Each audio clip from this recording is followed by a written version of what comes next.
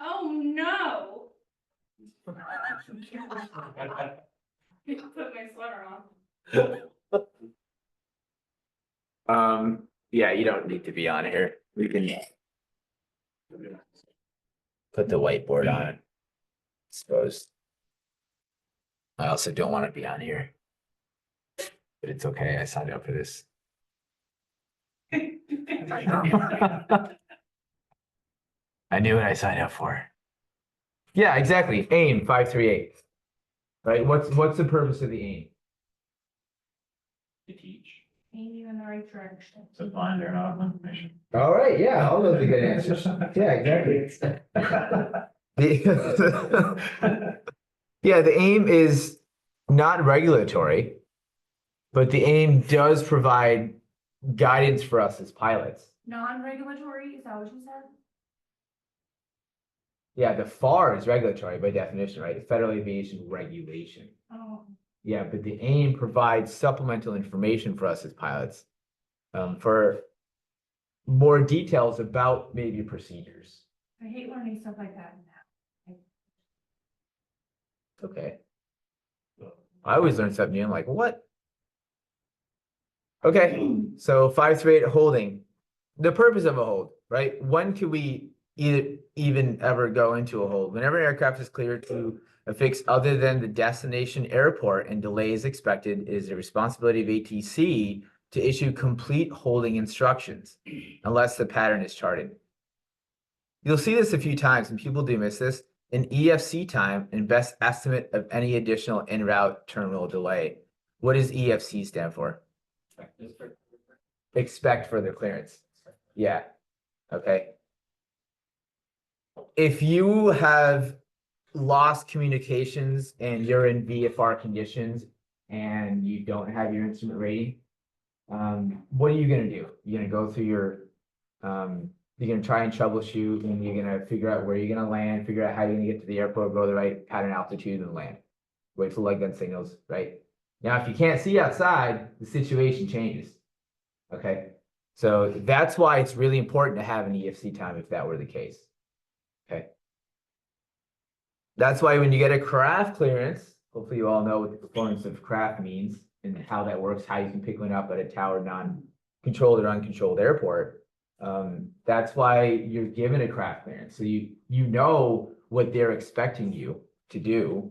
And if you do have any kind of lost communications and you are currently in IMC and you're not able to see a horizon, you're not able to see the ground or anywhere around you, you know how to respond to that scenario. Okay. Anyway, that's my spiel on that. See, I can't even read a whole sentence with it. What is it, 9:30? Okay. I guess I haven't changed, have I? For those of you that are yeah. No cappuccino right now. I'm pretty calm today.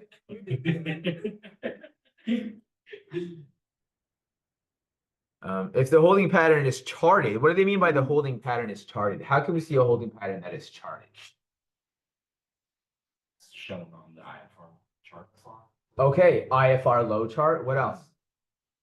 Approach plate. Good.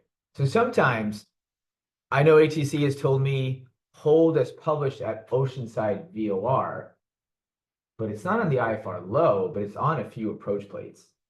Yeah. Okay. And it's usually going to be on what type of approach?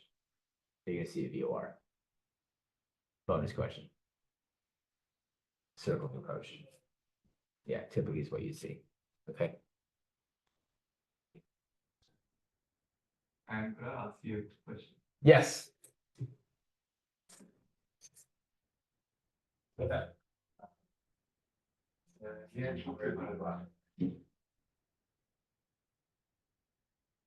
I've given some tree a long time.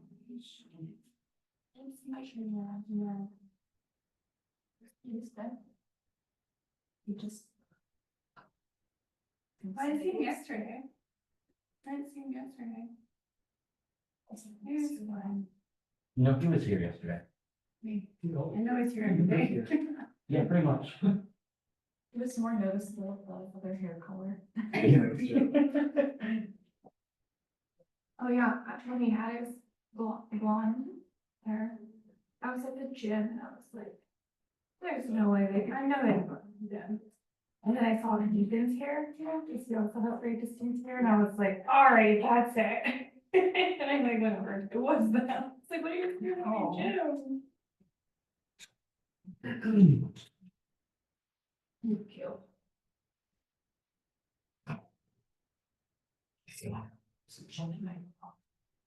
Yep, so we got that charted, not charted. If it's not charted, ATC may give you instructions. For example, look, the AIM even gives you an example. Well, that was just hold is published. They give you more. If no holding pattern is charted, I just said that, Aaron, you yourself. The conversation I have with myself. Here's an ATC clearance requiring an aircraft to hold at a fix where the pattern is not charted. This is just what Jessica was reading right here. And this is what you're all used to seeing and hearing, right? You have some kind of direction, cardinal direction. You have some kind of holding fix or waypoint. You have a radial course bearing some kind of number, right, where they want you to hold. And then if it's not a time and it's a distance, you were saying, then you'll get the leg length. And then the direction of turn, if not, then it's standard, like you were saying, Austin, and then some kind of time. So if you're given hold instructions, you have to make sure that you ask for the EFC time if that's missing. Otherwise, it's incomplete instruction. Okay. I know that I've given hold instructions before, intentionally omitting this to see if someone's paying attention. Okay. Does that make sense? Yeah, we all understand why. Like when you're studying something, try and ask yourself, okay, why do they want us to? Why is this even a recipe for a hold? Well, we know that we have to hold somewhere. Like, what would the instructions for this be? Let's say this is Oceanside. Let's say it's Raya. So this is a stupid question, but I just want to confirm because my notes were a little different. So the EFC is like a star, it's like required on a hold instruction. Yeah, according to the ancient. Yeah. And that's even how they started out the chapter, right? The very first sentence about holding talked about how ATC is required to give you an EFC time. Yeah. Now in a sling, we can only fly VFR, we can't fly an ING. Yeah, okay, we already know that. All right. But with this certification, you're able to fly in instrument conditions. So it is really important to know that. Okay. So what would the instructions for this be? Probably holding northeast, Northeast right on the 225 left turns. Okay, strip that down. So Austin's ATC.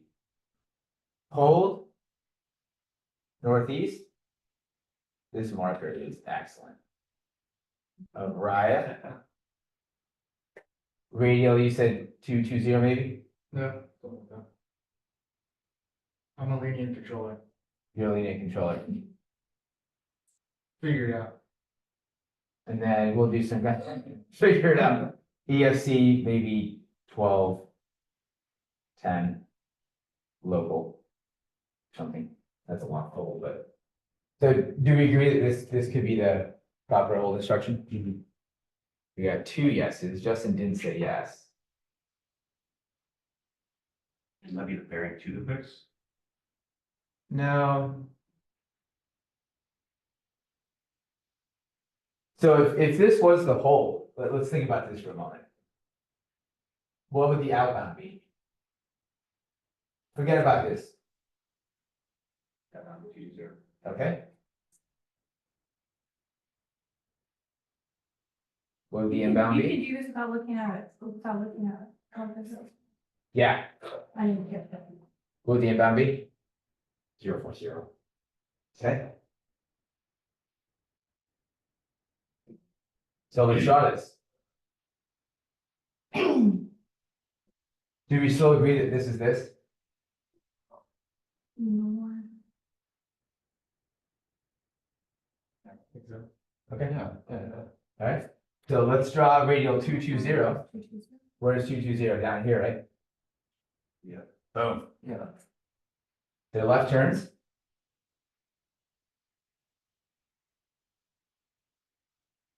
That is awful. I really just want to use the marker more.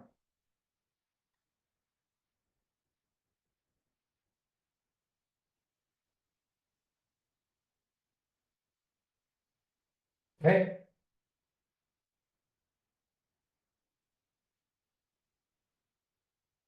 Do you see how the cardinal direction and the radial can really, the cardinal direction is kind of the same, right? Mm. With a whole northeast, say like.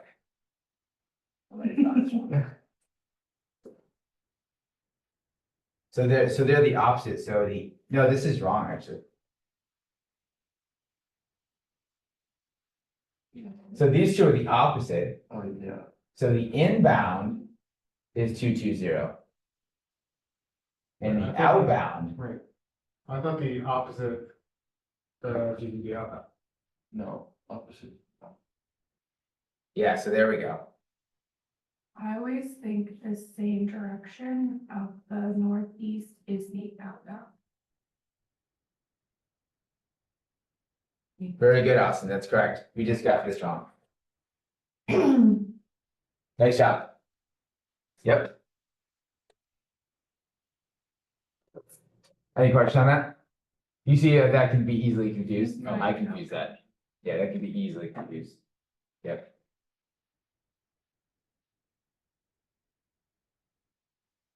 Okay, so that's the recipe. What about different airspeeds? Yeah, so I thought the whole impression said a hold on the 220 radio, well, you held on that radio speed point. Isn't that what cardinal direction is? Yeah, You hold northeast on 220. yeah, you could also give this instruction another way too. But yeah, when that radio, when they say, They, like, they could have said the 040 bearing. yeah, They could say hold northeast of Raya. Radial 040. Then you would still get the same inbound, outbound, right?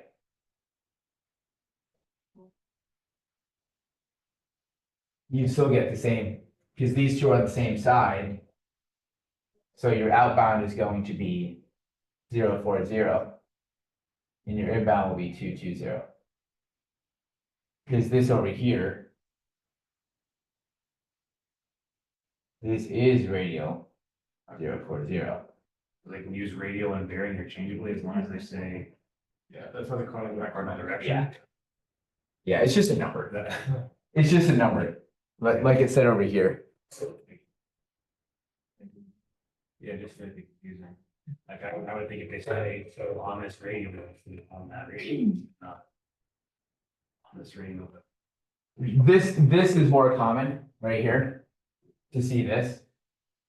Because as you can see, I also got confused on this too. yeah, But this one still worked. That's still okay. I perfectly was very acceptable. fine with that, and the way I remembered it was like, whatever the cardinal direction is, northeast, Yeah, whatever. So I just write down, say they gave 220, then I'll write down 040, and then whatever number is closest to northeast, I know that's my outbound. okay. So whatever is the same as my cardinal direction is my outbound. And then if they're not the same, that will be your inbound, like the one that Austin gave. That took me like 2 weeks. Okay. Right, new controller. That might explain why I'm having so much trouble with. That's good. With the hold speed here. Oh, maybe. Yeah, the training app, the whole trainer. Yeah, do you all have that? I feel like I have an understanding of it, and I still get the answer, still get the question wrong. I don't understand what I'm doing wrong. Mhm. I guess that makes sense. Yeah. Yep, that's all it is. Yep, just the number and the cardinal direction. Mhm. Yep.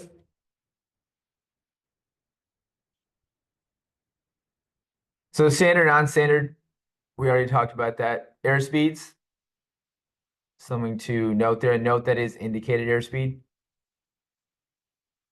I'm sure you've heard ATC tell the big airliners when you're on SoCal to either stay above or below a certain airspeed, right? Yeah, I know. It's like an airspeed that's like twice as fast as we are at cruise. Or even our VNE. So, what? Yeah. Different entries. What are the purpose? What's the purposes of different entries? Pretty much to minimize turns for. Okay. Position properly. Okay. Keep us safe the whole time. What do you mean by keep us safe? Keep us on the safe side. Yeah, good. Yes, to keep us on the protected side, right? That's what it's all about. Okay.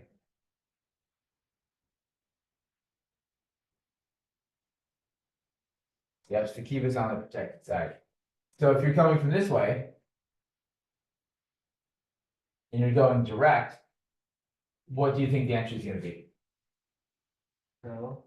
Yeah, it could be parallel, could be teardrop. I mean, we don't know exactly what the numbers are, but just visualizing it, it could be either way, right?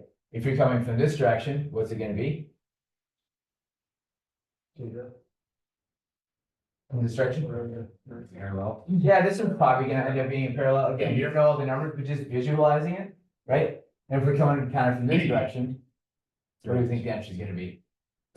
Directly direct, yeah. So you can kind of take your, just like what you see on the above one, kind of go like this, and kind of go like this. And this gives you your teardrop, parallel, and direct, right? That's all where it comes from. Just kind of keeping you all in protected there, that's what it's all about. Okay? Have you gone through step by step on how you can organize yourself when getting set up for each different type of entry? I'm sure you probably have, right? Because we're I kind of have new a in. complete cheat sheet here on my lap. So if you're doing a teardrop entry and you're flying direct to Raya, you've already finished your cruise checklist, all that, now you're just flying the plane. How are you gonna proceed? Start doing that. Okay, so let's use these numbers here. Left turns at 30 degrees. Why do we add 30 degrees? It gives us the right turn. It gives us the correct angle of turn. What do you, yeah, good. You hear that? I know it's all Lars, yeah, but why do we do that? Because if they're left turn, then this is a giant circle and it goes bigger as you go clockwise. If you add, you're gonna give yourself a good angle here, so that then you can turn around and gives you spacing to intercept the inbound course. And it gives us, Right. we added to the outbound, right? Yes, correct. Yep.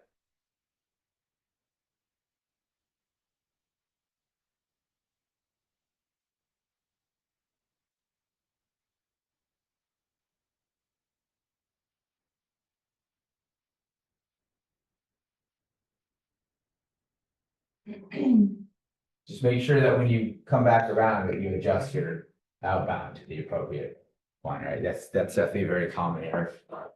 We definitely all made that mistake. Okay, so now you know the math, you know what you're gonna do. So now you're 2 miles away from Raya. What are we waiting for? Or Podge. Oh, 2 miles away? Yep. Yeah, we're waiting for the flag flip. Yeah. Yeah, so when you're doing holds, always ask yourself what you're waiting for. You're waiting for something. You're either usually waiting for the flag flip or you're waiting for a timer. Yeah, okay. Always ask yourself, what am I waiting for and where am I? Situational awareness is really easy to lose situational awareness. Do not over rely on the MFD. Okay, I know for me, I did when I was first learning this, and I would turn the MFD off and I'd be like, oh, man, where the hell am I? Situational awareness, kind of picturing it in your mind. So us talking about this is already working towards that, creating an image in your mind of what you're doing. So now, and just make sure you're going OBS when you're holding a riot, right? We're all good with that. Yeah, that should be one of the first things you do. Direct riot, oh, I'm holding OBS. Don't wait too long. Okay. We all good with that, Jessica? No, you lost me after we have. Because it's Not a deal. not a GPS. Yes. Well, we're saying Raya, which is a waypoint. So if you're gonna hold at a waypoint, You mean And- just making sure it's in GPS and not in like VOR? no. So the CDI source is purple, is GPS. But if you go direct to a waypoint, are you able to change the course? What do you mean change the course? Well, when you do your 5Ts, like you said earlier, you're gonna twist the course to the inbound. Oh. You are unable to do that unless you're in OBS mode. Because when you program the GPS and you say, oh, I want to go direct to Raya, that's what it's going to do for you. It's just doing what you tell it to do. But if you want to tell the programming, hey, I want to be able to adjust my course as I see fit, you have to go into OBS. OBS means on the bearing selector, right? You're able to change the bearing to this waypoint, which in this case is going to be our inbound course of 220. Okay? Yeah, you raise your hand. No, I didn't. Oh, okay. I don't think I get it, but maybe I've just never done the GPS to the fix before. You must have done holds only at a VOR I think so. ever. It's just one extra button. I don't know.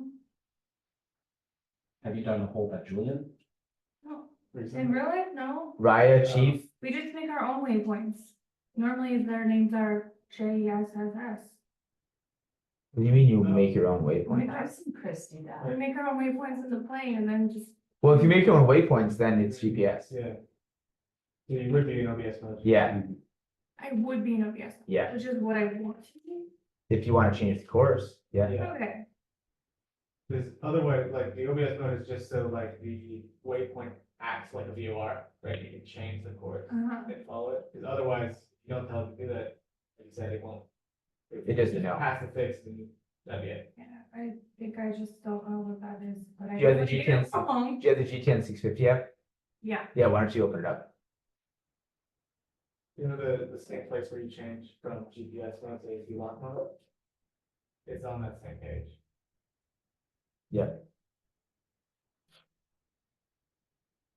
So while she's opening that up, so you're in OBS mode, cross Raya. When are you gonna start that turn to 070? Good, because you were waiting for the flag flip, right? Then what are we gonna do? Molly? Turn time. So time a minute half. Okay, yeah, so we're gonna do our 5Ts here. You can have a different set of 5Ts based on what you're doing, right? So I'm not gonna do the whole thing, because unless you want to.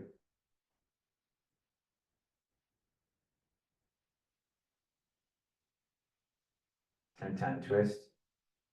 Throttle.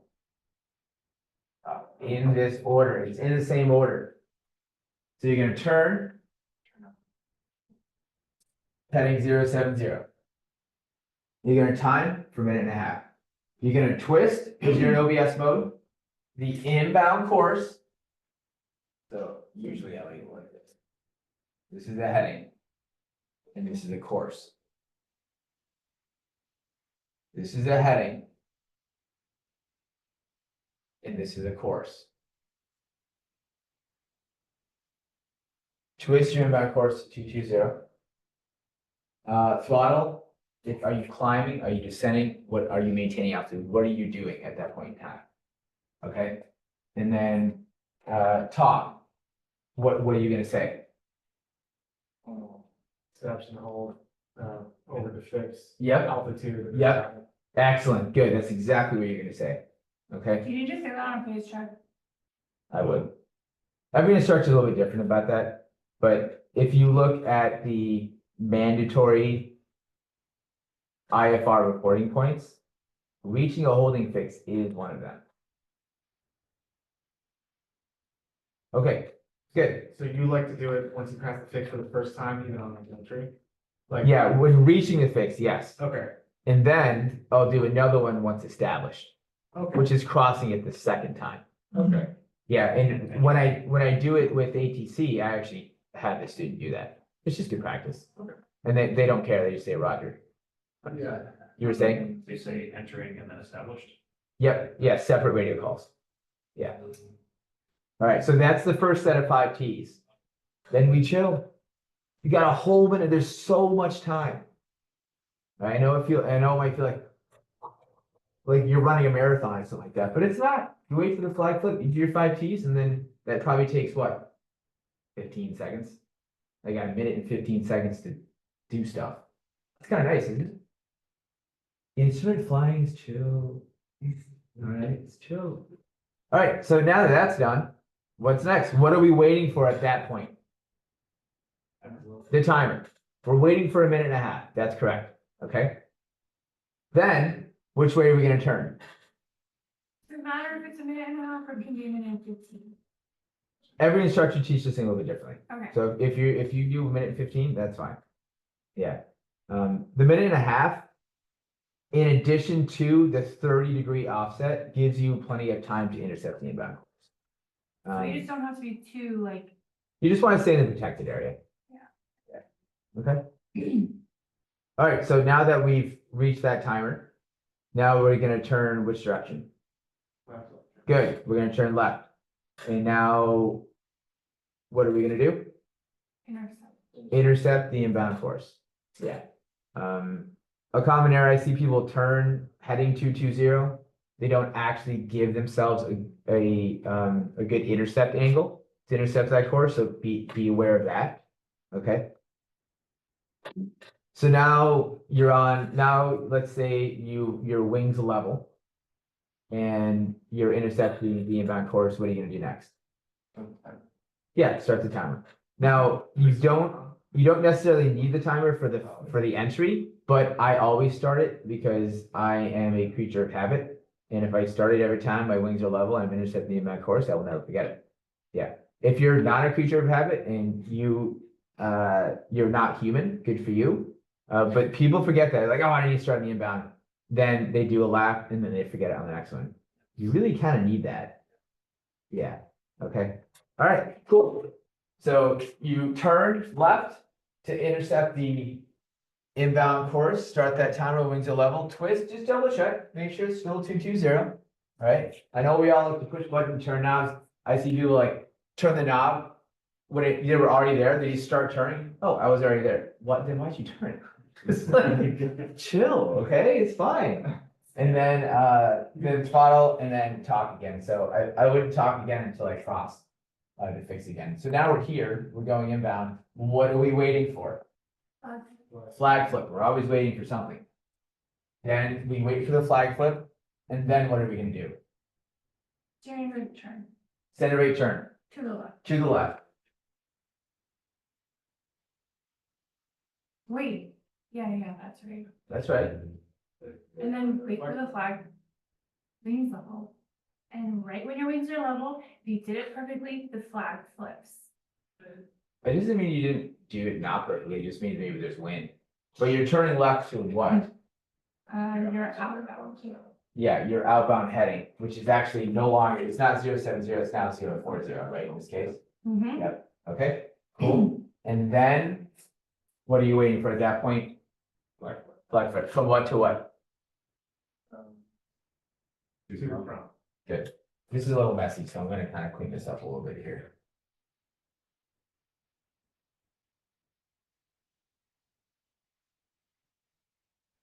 I know that holds is like a whole like animal, but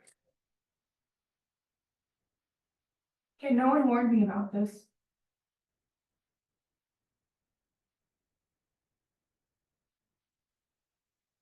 hopefully this makes sense. Sometimes people see the flag flip, just because they see it, they start the timer. They don't really pay attention, okay, is the flag where I want it to be? Or am I waiting for the other flag, right? So you want to start the timer when the flag is 2. Why? Why don't we just do the standard rate left turn here? Go heading 040 and start the timer. Why do we have to wait for the flag flip?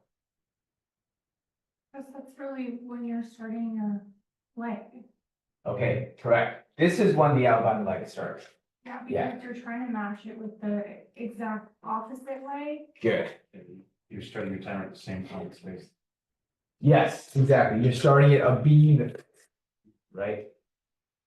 Just like when you're in the traffic pattern, you typically start your descent when you're being the numbers, right? Assuming that there's no other traffic there. So you have some kind of standard for, okay, now when we introduce wind in this scenario, how are we going to adjust our outbound heading so that the inbound heading is appropriate? Okay, Math. math, yeah. Okay, we good with that? All right, cool. So now One time me and Chris were doing it and I was like, what is going on? We had so much wind that our Good. inbound was only 10 seconds. Good, Because I was that's like, great I was practice. freaking out. Yeah. I was like to do everything perfectly, and then it gave me a hint. Wind, and I was like, Yeah. oh my god. That Yeah. was crazy. Did you have to do any wind correction angle? I think so. I'm sure we did. Well, maybe you didn't if it's a direct headwind, tailwind. That Yeah, happens. sometimes. it wasn't I was doing so good, and then I was doing very crazy, and then I was like, cool, found my fault. Elements. Yeah, so for you to determine that the inbound leg was 10 seconds, how many laps did that take you? Probably took you a few laps, right? Yeah. And Yeah. and a lot of, Oh, yeah. yeah. No, that's what's fun about it. Turbulent. This is really satisfying if your outbound leg is longer or shorter, and then you nail your inbound leg. And you just get closer and closer and closer. And you find the right heading and you find the right timer setting. You're like, yeah. I knew what I was waiting for. The flat flip and timer, baby. That's all the hold is.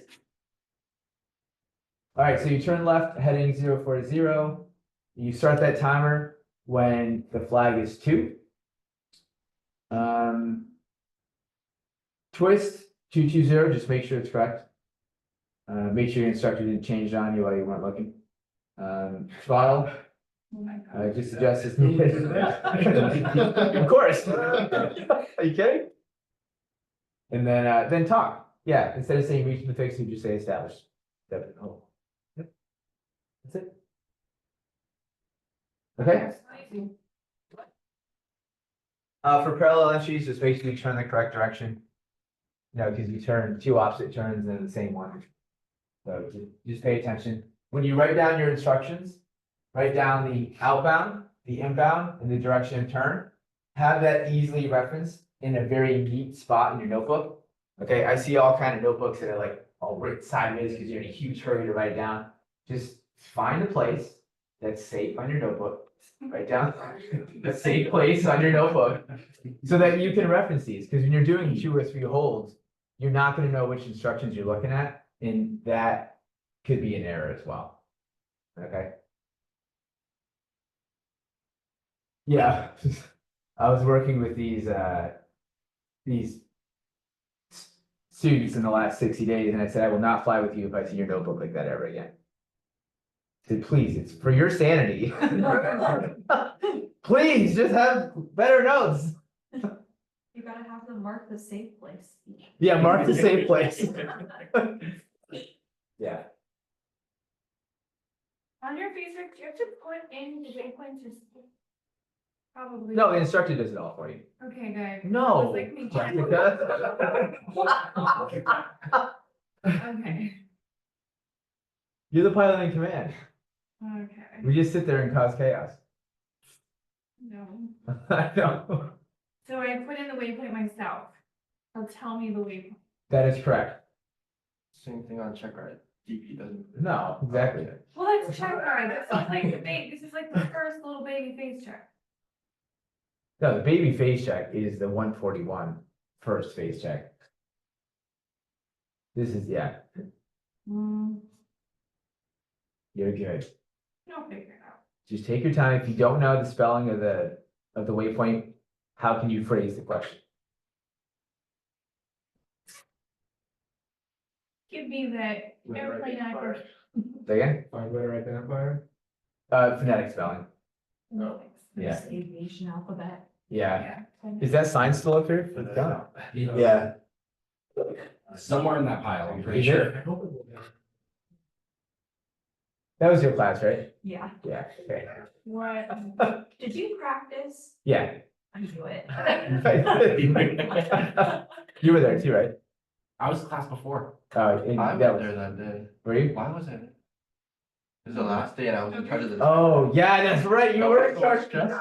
I was like, I'm just here, and then he gave me the worst job. Yeah, we did the phonetic alphabet and from A to Z, and you got like 3 or 4 seconds off if you had to see the alphabet. And you got like an advantage if you didn't have to see it.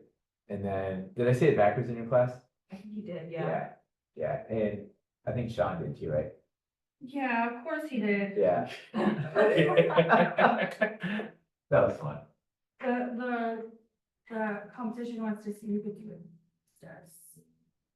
Oh, And I wait, really so didn't want to play. you didn't want to play. No, I was like, I don't need to do this. I'm not playing this game and I'm not flying to have it. Now Jessica's thing is, I'm not gonna type in this waypoint. All right, let's take a 5-minute break. 10:07. Right. Yeah, that's what you said. Oh, what was the? I can try it again. Let me go practice real quick. It was, I practiced quite a bit. But I told everybody in advance, by the way, to practice it. I don't remember you saying. Maybe that was a training class. I don't know. God. I'm pretty sure I said it. I'm pretty sure he did not. I don't remember you saying that. Who else did it? But first. I said it. He did not. It was, my gosh. Oh. Even. Yeah. Used to be my lock screen, like when I really got into high school. Oh, cool. The song I Here's had, your testing. yeah, Yeah. the freshman I had, You go practice it. No one practiced it. That's it. I hope everyone should have it memorized by now. When we were talking to sister about aviation stuff, she always just like makes fun of me about making up whatever phonetic alphabet. That's funny.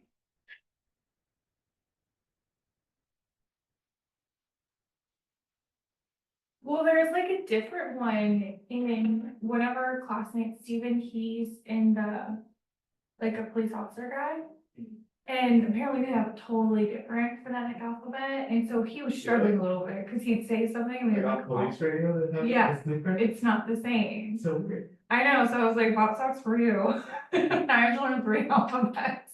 Cause not for us, like, the phonetic alphabet came from the military. Yeah, I've heard a lot of it just from military stuff, yeah. Whiskey Tango Foxtrot.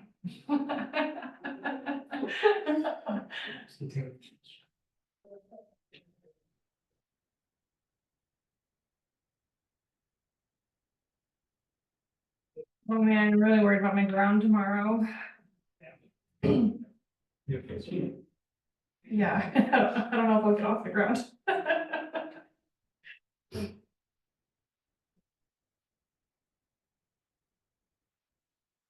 It's like I was fine, and then I looked at this last night and I was like, oh man. What's the holdup? It's just like kind of overwhelming. Really great. Just like even the simple things, like the SIDS and the OD, yeah, see, I don't even. But I you feel like got it, I know like, the you know basic it. concept of it, but it's like I don't really like emphatically know like how, like the definition, even the name. That's the So I thing, like, think- I think it's all let's in there. Get back, I think it, like Who's it with? Kellen, thank goodness, because it was with Jimmy. I have my, He's tall and look really like scoot home by. I had my final with Jimmy. Yeah, He reeled the hell out of me. yeah, he likes, Yeah. he's really smart, so. Yeah, likes he to- loves doing that. I think he's Yeah, sadistic. him and Aaron both, Yeah, although Aaron I can mess around with. Aaron's fun. Actually, me and Aaron used to not. You could probably always not get along. And then after people were friends. That's The good. whole class. That's was- progress. We had a breakthrough. No, I think we both have big personalities and sometimes when he asks me to do something, I'm like, Like, what for you? or he'd ask another girl to do something, I'm like, he likes to like put you on the spot, you know, and sometimes I have to say things and I'm like, in my head, like, "Hmm." He was trying to go back to get up and like present and she didn't want to. And I felt bad because I was like, well, I don't even know what I could talk about either. And finally I was like, Alexa, do you consent to this man? No, move on.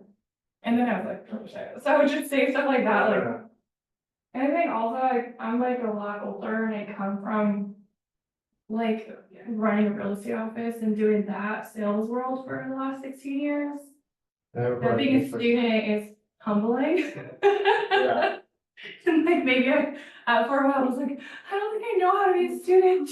It's like really hard. But I think I mean, I'm bigger.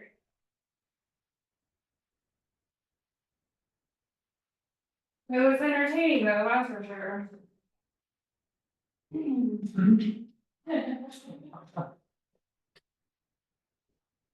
We gotta have these classes.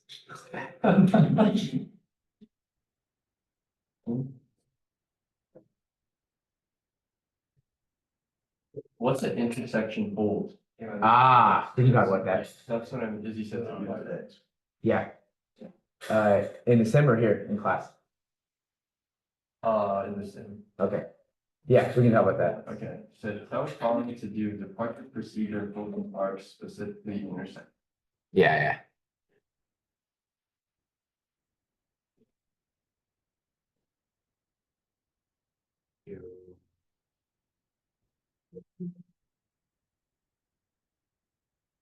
Minus 6 pack difference.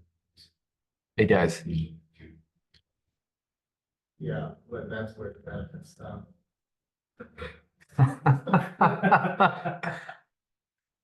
Hater. I'm an iPad kid. I need my screen time now. Okay, so this is Raya here. How do you know you've reached Raya by only using VORs? You have 2 VORs, you do not have DME. Okay. Okay? The Okay. 017. Okay, exactly, yeah. So so this is Raya, right? And this is a published hold on the IFR low. What is the inbound course going to be? Or, yeah, 255. 252, what'd you say? 255. We all agree? 2552? Oh, no. No. You're close. 256. Yeah, good. Yeah, no, that's common. People go the other side, but you're actually taking this Yeah. and doing the +2 -2. That's okay. That's why we're here. So 256 inbound. And you're gonna have Mission Bay, you're gonna type in the frequency, you're going to identify it, make sure it's tuned in. You're gonna set the course properly, you're gonna be established on that. And then in the Sling, how would you know when you've reached bogey? Because you only have one. I fly a heading of 256 and wait till you pass over the 017. Okay, so be careful of selecting your heading. Whatever the heading is, if there's strong wind coming from the north, you're gonna have to crab to the right. So it doesn't matter what the heading is. Make sure you're established, bug that heading, fly the heading. Switch the frequency to Pogey, identify it, tune in 017, and see how far away you are. If the course is, if the CDI is moving very slowly, you're probably either way out here, Oh, yeah, you're probably out here, okay? And then switch back to Mission Bay, go 256, keep going, make sure that heading is still working for you. Because let's say you're descending or climbing, you're gonna have different winds at different altitudes, right?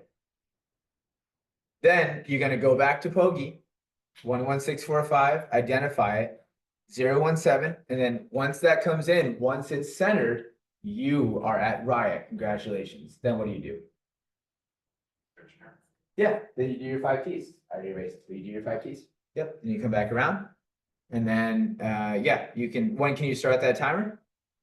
Once your level wings and the. Yeah, the flag flip. I suppose you can still use 017. The flag flip's kind of harder to do on the outbound. What's The it flag centered change. again, I guess? The flag is gonna flip your. The thing is, yeah, that's, Yeah, it's center. it's gonna be a little challenging because this isn't like dead on, right? So you're just gonna have to do your best. Yeah, the most important thing is stay on the protected side. Yeah, and then you're just gonna be waiting for the timer here. And then you can switch from Poggi to Mission Bay, identify it. Put in the course of 256, then you'll start that turn, get established, bug the heading that keeps you on that course, then switch to Poggi again. That's it. That's all an intersection hold is. Okay. Super simple. Any question on that? So you're just gonna keep switching and then instead of a flag switch, which when it's centered?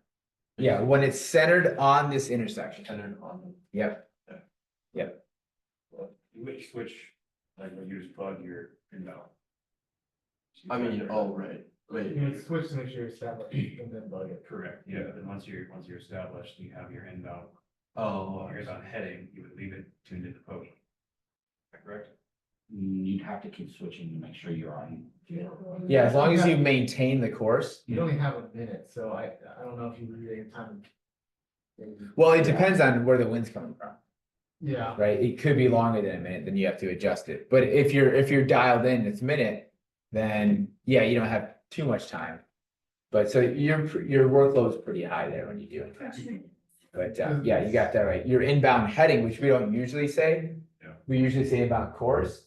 But if you're doing intersection hold, you kind of need to know what that inbound heading is, so you can switch it. So yeah, good. So for the turn, then you wouldn't really wait for the to from flag because of the fact that VOR is. Yeah, it's a little more challenging to do it that way. So you just wait till you get onto your heading, level wings, and then start the timer. Correct. Maybe Yeah. when.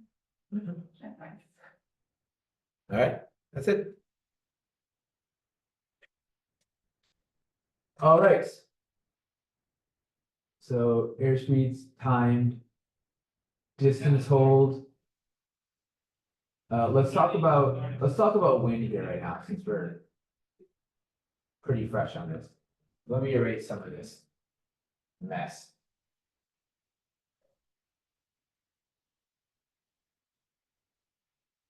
I'll erase this.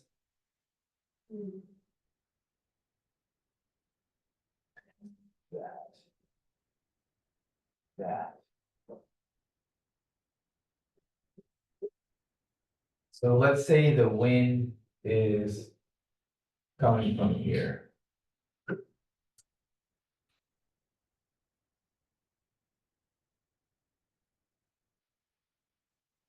And let's say that you're on the inbound.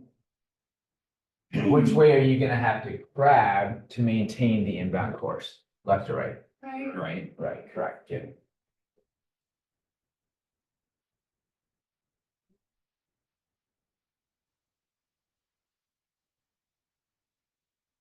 This is the heading that you're flying to maintain that, and obviously I'm making it kind of dramatic. Let's say this heading is 10 degrees.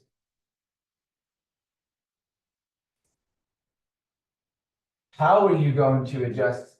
How can you adjust this hold so that once you finish your timer here on the outbound, you turn and when your wings are level, you're on that course?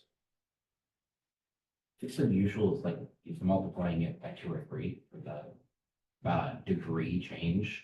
All right, is it 2 or 3? That's exactly what we're told by John. 2.5. let's think about how many legs are in this? If you had to break this down into each component. 4. You have 4, correct. You have the inbound, you have the standard rate turn, you have the outbound, and you have another standard rate turn. Can you adjust your heading at the standard rate turn? Mm-hmm. You can? Not really. Yeah, we can overturn. Oh, I But you guess can't. it wouldn't be a No. standard rate turn. All right, so this is one of the 4 that we are not able to make an adjustment. Okay? What about this other standard rate turn? Well, using the same logic. That's the second one. Can we adjust it here on the Yes. outbound? Yeah, so that's 3. That's 3 of the 4 that are unaccounted for because we know we can adjust it here. So we multiply by 1, 2, 3. So 10 times 3. Aaron loves math. I do. 30 degrees. Which way are we gonna crab? Towards the north. Towards the wing, correct. Yep, so if we go right here, which way are we gonna go here? Left. Left, so we're gonna subtract this. So our new heading.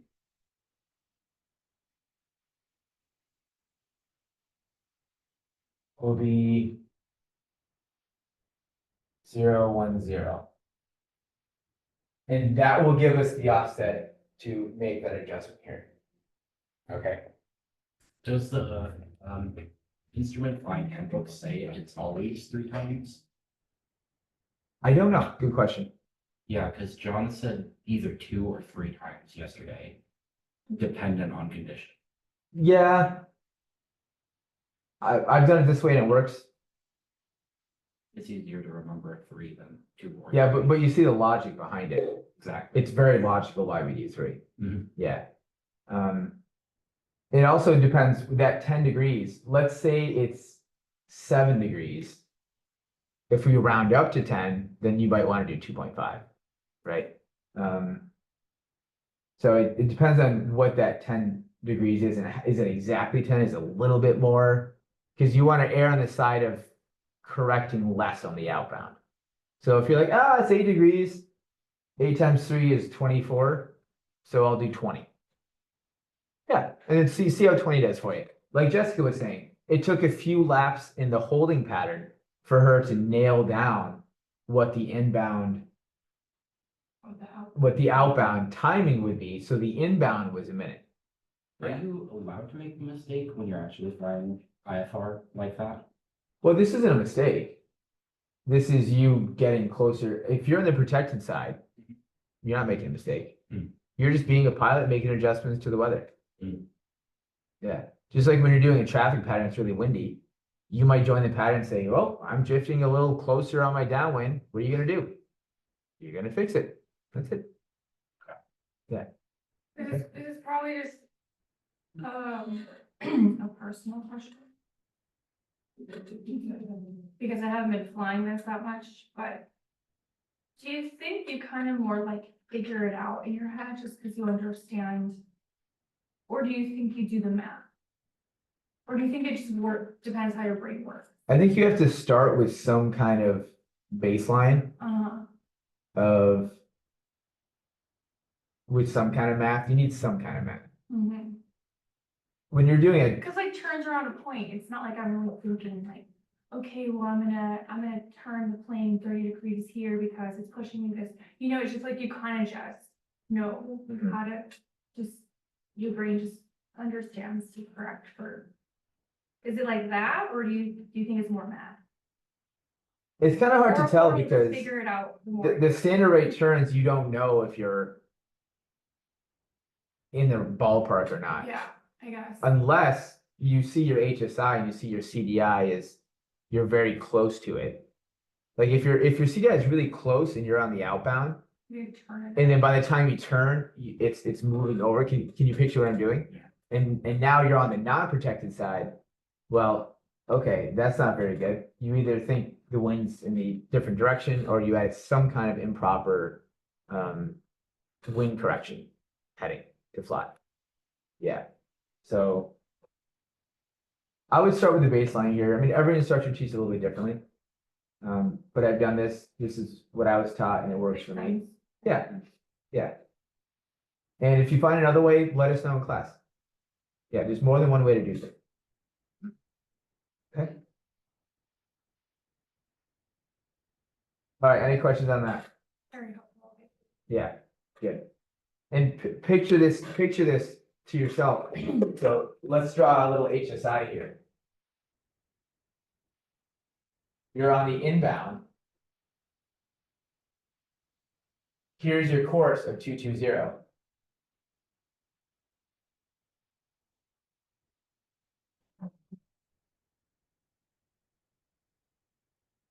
Well, it also gives you a wind direction. Yeah, it does. Then you'll be like, oh man, So it'll actually kind of but look the like this. outbound will be a tricky one. So you're on your course, you're going to the right, so your heading is going to be here, right? You know, picture this. So if this way in your mind, you can look at this and say, oh, the wind's coming from the right. Right? So that means if the wind's coming from the right, when you go on your outbound, which is down here, you have to go on the same side. You have to go to the left. You don't need to do this whole like math thing if this helps visualize it. So you have to correct to the left somewhat. Yeah. So if this is 10, then you can do the 3, you can say 30. Okay, my outbound is 040. I'm gonna plug my outbound instead of from here, I'll move it over here and I'll say 010. You can kind of visualize that. That's what a lot of instrument flying is, just kind of visualize. Okay, what am I doing? How am I gonna enter? What am I waiting for? Then when you get to approaches, you're gonna be doing the same thing.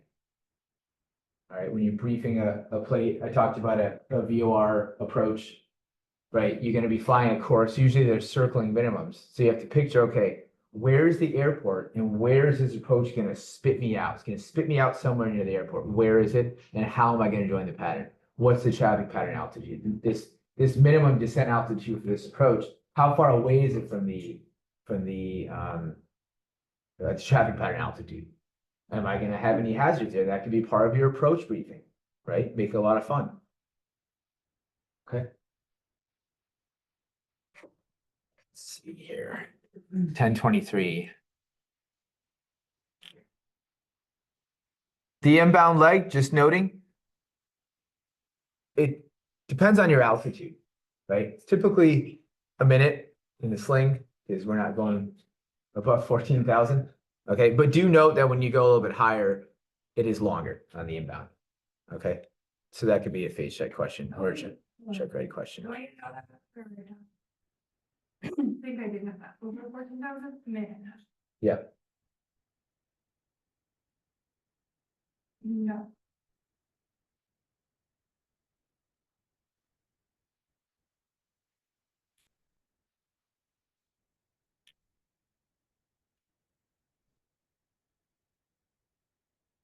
Okay, so there's something else I want. Standard rate. What does standard rate mean? 33. Okay, how do we know what standard rate is in our aircraft? The computer takes our indicated and does the calculation. Interesting. Okay, we have a proclamation. That's what I call a proclamation. Ethan's saying that the computer takes our indicated airspeed to calculate what the standard rate turn is. So it's calculating the bank angle for us, right? Do we all agree with that statement? We all do. Okay, so your indicated, there's a new Wi-Fi. The password was sent out tomorrow. Yeah. What happens to your airspeed as you climb in altitude? Say again? What slows down? Yeah, I mean, indicated would slow down, true airspeed would increase. If you're going up in height, if you're. If you're climbing an altitude, Climbing. the aircraft needs to move faster through the air around you to maintain the same indicated airspeed as though it was at sea level. So would indicated be the most accurate way to do that? No, No, so let's try that again. What type of airspeed is used? when it uses true, right? Exactly. Yep. So this is a good review. And this will be on your written for sure. You're gonna have so many questions on your written. Kamala, do you agree? So many. There's questions that talk about the relationship between your bank angle and your true airspeed. You remember those? It's, but one of those has to be constant. In any of those questions, one of those are constant, okay? 7:35. It's 7:51. I guess I could keep hitting enter, but I prefer to scroll. I didn't grow up with an iPad as a kid.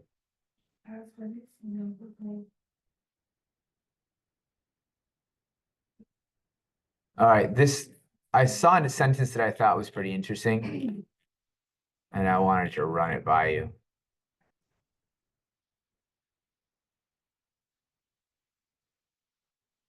Where did I find it?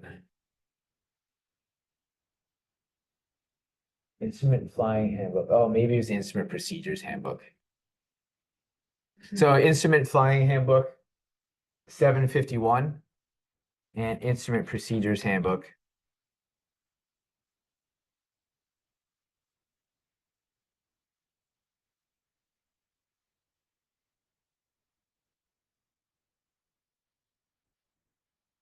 $251.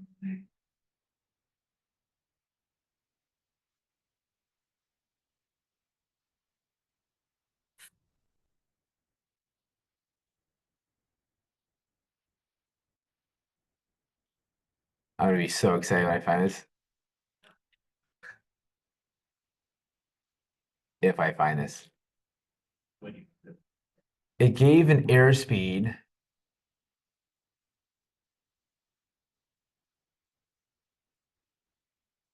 I might have to get back to you on this.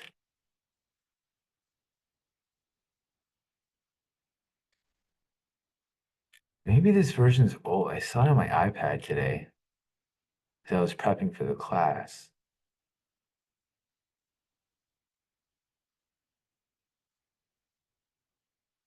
En route holding procedures.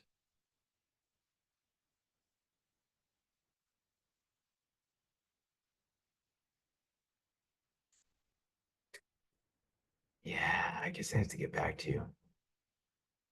But anyway. A rule of thumb to determine the approximate angle of bank is to use 15% of the true airspeed.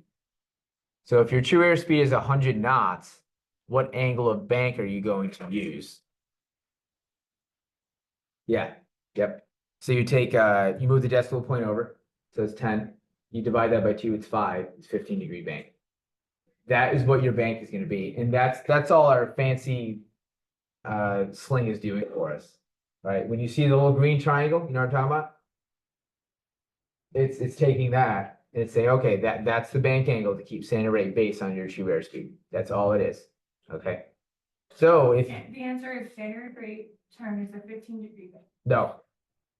Well, in this scenario, At 100 knots. it all depends. Yeah. True airspeed. 15% of the airspeed. Here's. Yeah. 15% 50% of your true airspeed. of your true air. Yeah, just make sure you know it's approximate.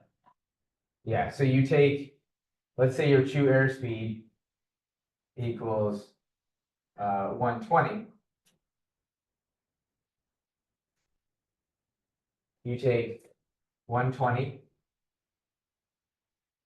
times 10% Oh God, more math. equals 12. You just move the decimal point over, right? We're all good with that. 12 plus half of it. Doing that new people math. 18-degree bank. Right? So you might be given a scenario where your rate of turn is not working and you only have a compass. Let's say you just have a heading indicator and a compass. Could you do it? Yeah, you could. I mean, it would be very painful, but you could do it, right? Just with that information. So I don't know, I thought that was kind of interesting because I think that having this concept down is important, especially when you're studying for the written. And if anybody has any written questions you'd like to review tomorrow, we can do that if you like. Okay. And you can offer that to anybody teaching this class because the last week is going to be a review.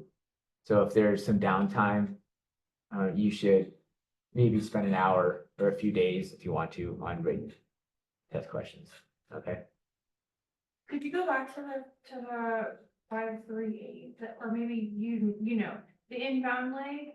So is it 1 minute if is it under 14,000 or is it 1.5 minutes if you're over 14,000? I was trying to look it up, but It's 14,000. 14,000 above 14,000. At or below 14,000 is 1 minute. Above 14,000. So 14,001 and greater is 1.5 minutes. I like it to be 0 to 14,000. 1 minute. Okay. So if you are banked at 18 degrees and now you end up slowing down, but you keep that bank, what happens to your rate of turn? Exactly. You're going to be greater than standard. So if you understand that relationship, those questions are going to help you. Yeah, that makes sense, right? Yeah, of course. Good. What happens if you're holding a constant angle of bank of 18 degrees and now your speed increases? Your bank is gonna increase. No, you're keeping a constant bank. What happens to your rate of turn? And now you increase. Yeah, yep, rate of turn will increase. What happens to your radius of turn now? Smaller. If you're going faster, what happens to your radius? Smaller turn. So when you drive from here to home, Mhm. remember those analogies? I'm in my truck now, so we're slower. Okay. Oh, so you're slower. So let's say you're at a stop sign, you come to a full stop, and you go nice and slow. Can you do a nice 90-degree turn? Is that pretty easy? What if you don't stop and you're going 30 miles an hour? Can you do a 90-degree turn? Yeah. Wow. It will. So what happens to your radius of turn when you're faster? In a truck or in a car? Jessica.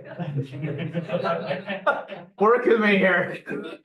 How's our traction? Is it diesel or gas?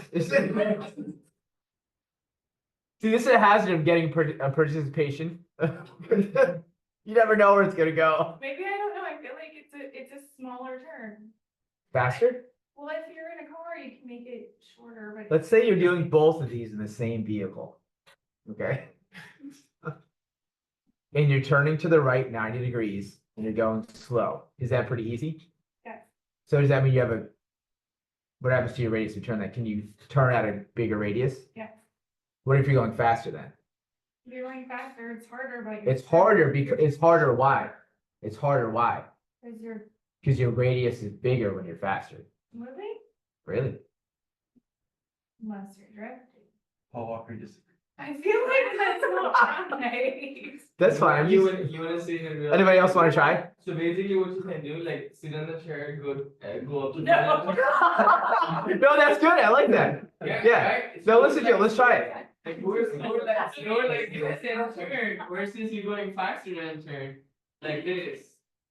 Like go straight and then take a left. I'm not doing it. Or you can push you I back. do it. Yeah, here we go. Did not think this was gonna happen. Okay. No, that,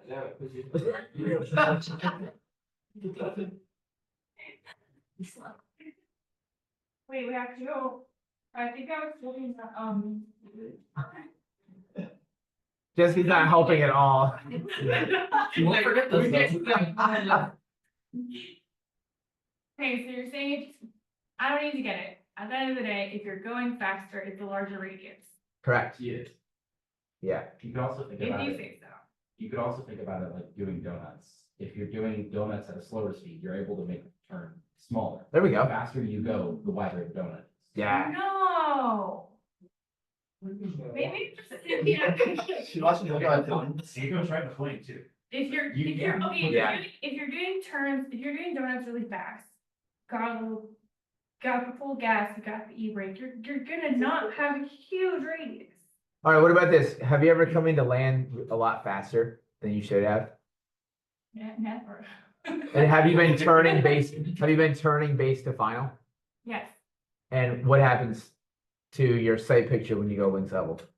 Did you overshoot or undershoot? I'm conceptually not understanding. Let's, No. right, But I last chance, then we gotta move on. Okay. I think I could just know that it's the opposite of what I think. If If you're- you're going faster, it's a wider turn. Alright, good. I can understand that, Okay. even though it doesn't agree with how I conceptually understand it. I can understand that I am wrong. Note it this way, people have died thinking of it that way. That's not gonna help me change my mind, but no, 30 miles an hour? let's see it over later. Okay. Friday. I'll get it later.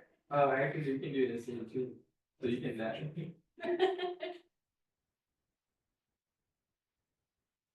Yeah. How are you all with autopilot? Yeah, you all feel proficient with autopilot? Mhm. Kamala? Can I fly my patient? Yeah, you can fly some of it.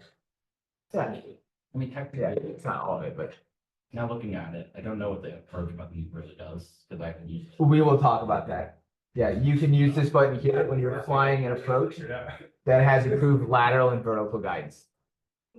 Yeah, it'll actually follow a localizer and a glide slope, or if you're using GPS, it'll follow the lateral and approved vertical guidance for you. It's pretty amazing. How are you all with the G1000 autopilot? You good? No, but you are proficient with this. Great. It's a little bit similar. It's very similar. Is that the one in the Steves? It's on the very right. It's in the simulator. Well, I haven't done the sim yet, sorry.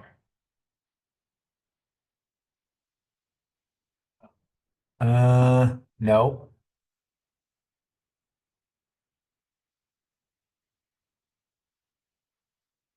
Come on. Are you kidding me? No. No. All right, I can pull up my iPad.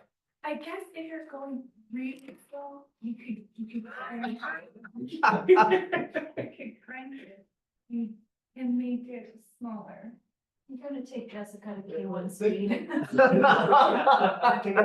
Stability, it is much easier to make a smaller radius turn when you're slower if you have some stability. Yeah. Try to make a tiny radius turn where you're going 30 miles an hour, You're gonna spin out. you're gonna spin out because you don't have stability. Okay, I think Or I you can understand. keep it stable and have a bigger radius. You could also think about it in factor of G's and the fact of when you're taking Just a turn. complication. And that might help. But yeah, overcomplicate it, it might help, but think about it in the. However you want. No, I think I get it. It just wasn't. Think about conservation of momentum. my- Let's think about Newton's law for this one. My physics understanding is not at all. So the buttons here are very simple. Yeah, you still have autopilot, you still have flight director, you still have heading and altitude. VNav, which you use later nav, you're comfortable with all those. Okay. Approach is even there. You have VX, for descent. Now, instead of indicated airspeed, you have flight level change. Instead of the wheel, to adjust your programming for either altitude or for your VX for a descent or for your indicated airspeed, now flight level change, you just have these nose up, nose down instead of the wheel. Okay. It's very similar. Okay, so that's Very it. straightforward. Yep, very straightforward. The enunciations on the top for if your autopilot is properly programmed will still be the same. AP means it's on. You're gonna have for lateral navigation, you'll have either heading or VOR or localizer or GPS. Okay. And then for your altitude programming, you'll have either your indicated airspeed, your VS, and then you'll have your altitude as well. Yeah, or another option is also PIT, which like really is like raising my heart rate just thinking about it. But what does PIT mean in the autopilot? Yeah, that means pitch.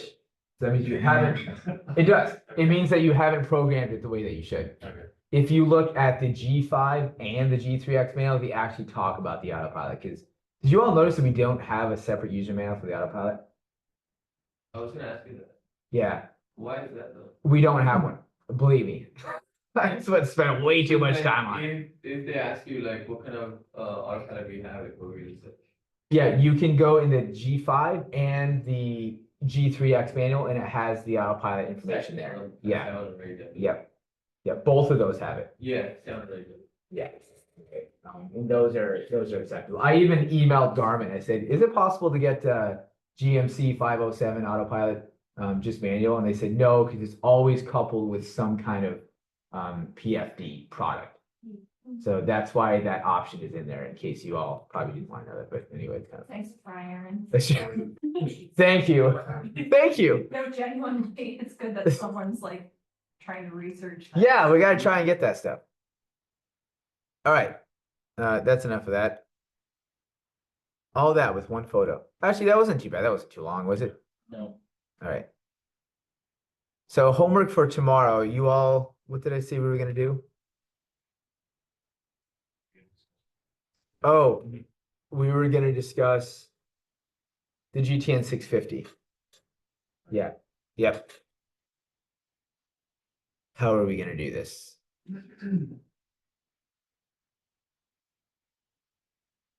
I want you to spend some time in the manual for the GTN 650 and find out where it says in there, it's probably going to be early on, general requirements about why is that product IFR certified. So that's part one.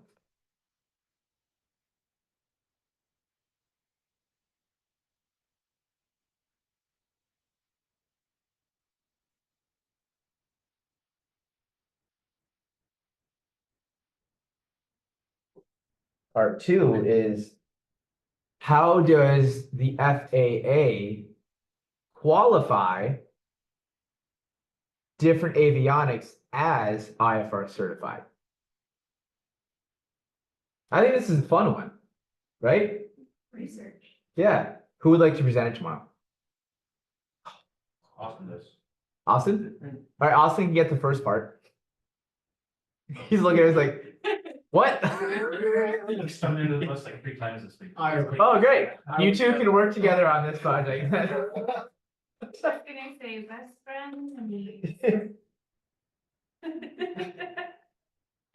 I did that. This is actually kind of funny, but this was maybe my first week here.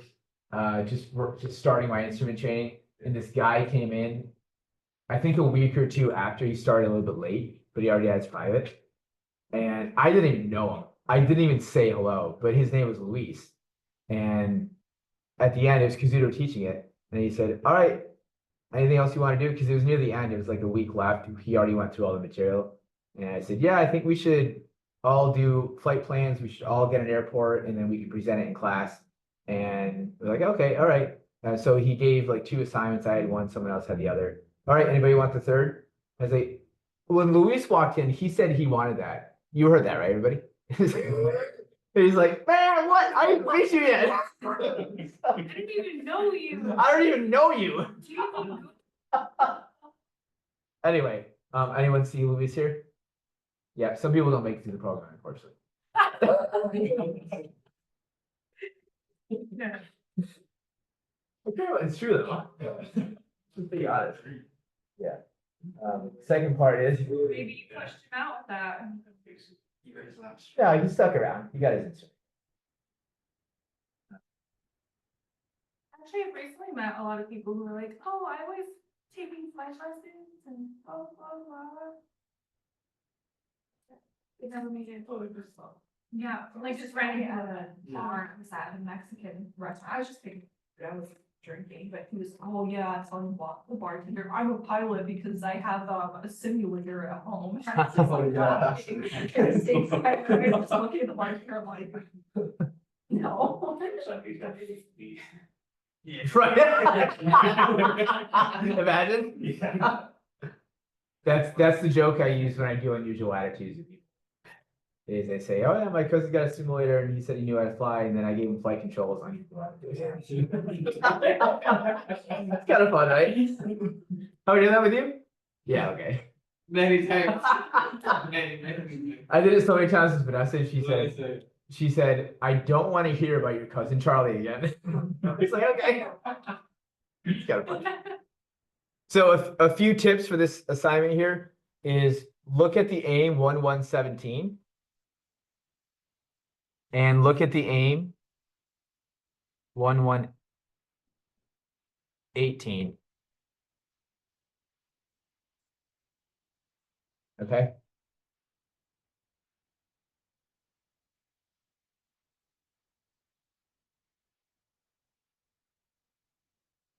Have you went through what GPS is yet? Perfect. Good. Okay. So what is the GTN 650 when you're thinking about the GPS system as a whole? Right, there's a few different components to the GPS system. It's feeding the like feeding it? Oh. No, never mind. What are the different components of GPS? Right. Not even the. No. What? Satellites. Okay. Satellites, Yeah. satellites. All right. Satellites. Oh, Big like- component, like which is the- the like the- user ground and. Wait, the ID? Yes. No, just Oh, satellites. it's a satellite. Just keep it simple. Yeah. Say it again. It's user, ground, and space. Good. Yeah. So in the space, we have these satellites that are moving really fast, and they can keep a really small radius around the Earth, right? Honestly, I really do want to capture it. All right. So they're orbiting around the Earth, right? We have at least 24 satellites in the constellation orbiting around the Earth, right? And they're communicating with what? Like he said, ground control stations that then communicate with the user segment in our aircraft with these two to give us an accurate signal about our current position. So of those 3 components, what is the GTN 650? A receiver. Yes, it is a receiver. So part of this assignment is thinking about, okay, how does the FAA deem a receiver approved for use in an aircraft? I mean, I just got this new iPad and this thing's got cellular. I've never had an iPad with cellular before. Yeah, I'm like bragging, aren't I? Yeah, but you know what? I can't brag about taking this thing and flying in a plane, can I? This is a receiver, right? Mhm. But what makes this receiver and the receiver on my phone and the receiver on his phone different than the receiver we're using in our plane that is IFR certified to fly without seeing outside. There's something really important about that, that the FAA felt was so important that they made a regulation about it. Okay, so do you understand the assignment? Yeah, it's really rewarding when you find the answer. And these two, we're gonna present it to you tomorrow. All right. You can present it however you'd like to. You may want to start with, like big picture, kind of like what I just did there. How the FAA, maybe the certification process, just big picture about it, and then talk about specifically our product. Okay. Is that good? Yep. Isn't one of the reasons why the Sling plane isn't IFR certified because of the fact that it's considered a light sport aircraft? Yeah, but the avionics are IFR certified. Mhm. If you plop that out, put it in Cessna 172, assuming that Cessna 172 is airworthy and such, we could definitely fly that in IMC. But So, we're just talking about the avionics, folks. yeah. Okay. Yeah, not the plane. Mhm. Okay. All right, we have 8 minutes.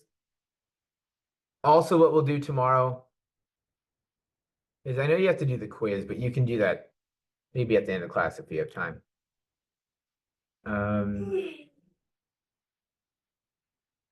Like to go through the Garmin G3X. We can go through the different components, and I think that would help you too, Jessica. If you all want to do that. We can look at the manual for that and talk about how the different components relate to each other, right?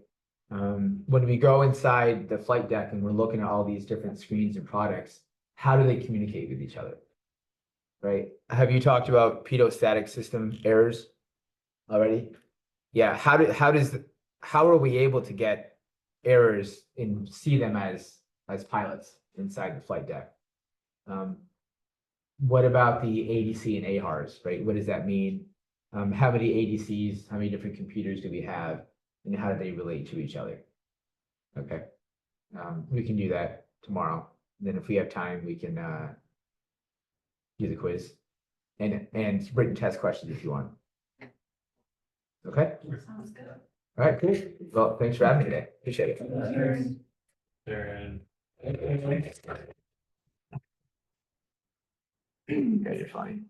That was fun.